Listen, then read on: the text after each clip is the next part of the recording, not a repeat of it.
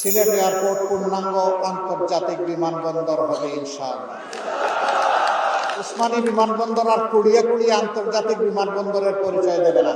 লোকসান হয় চুরি চামারির কারণে। ইনশাআল্লাহ চুরি আমরা বন্ধ করে দেব। আমাদের সিলেট এয়ারপোর্টটা পূর্ণমানের আন্তর্জাতিক এয়ারপোর্ট না হওয়ার কারণে শুধু বিমানের উঠানামা হয় তাও লন্ডন, আর মাঝে মধ্যে মিডল ইস্টের 2-1টা কান্ট্রি থেকে বিমান সিলেট হয়ে ঢাকা যায়। কিন্তু আমাদের বিপুল সংখ্যক মানুষ ইউরোপ আমেরিকায় আছেন, পশ্চিমা বিশ্বে আছে। বাংলাদেশে মাত্র 3টা আন্তর্জাতিক এয়ারপোর্ট আছে। একটা ঢাকা শাহজালাল এয়ারপোর্ট, আর একটা চট্টগ্রাম শাহ আমানত এয়ারপোর্ট, আর একটা সিলেট এয়ারপোর্ট উসমানী বিমানবন্দর।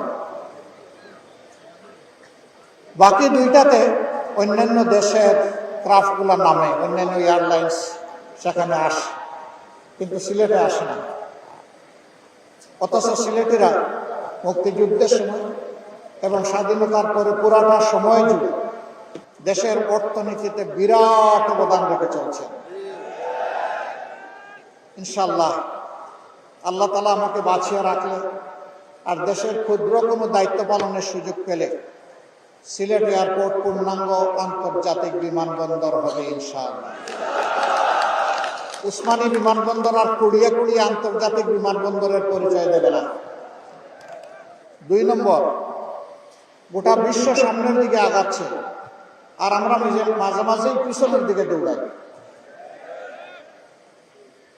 যুক্তরাজ্যে বিপুল সংখ্যক প্রবাসী সিলেটিরা আছেন। ম্যানচেস্টার এয়ারপোর্ট এর সাথে আমাদের কানেকশন ছিল, ঢাকারও ছিল। ঢাকা হয়ে আমরা সিলেটে আসতে পারতাম।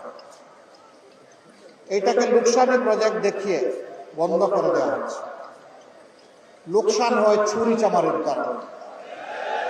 ইনশাআল্লাহ চুরি আমরা বন্ধ করে দেব। ইনশাআল্লাহ ম্যানচেস্টারবাসী তারা নিয়মিত ফ্লাইট পাবেন, ওটা বন্ধ করা হবে না। কেউ বন্ধ করলে আমরা আবার চালু করে দেব। শুধু ম্যানচেস্টার না, বিশ্বের যেখানে যেখানে বিমানের ফ্লাইট নাই, গুরুত্ব বিবেচনায় অগ্রাধিকারের ভিত্তিতে সেখানে ফ্লাইট চালু হবে ইনশাআল্লাহ। ভাবতে পারেন আমেরিকার নিউ ইয়র্কের মতো জায়গায় বিমানের কোনো সরাসরি ফ্লাইট নাই। এটা চরম দুর্ভাগ্য।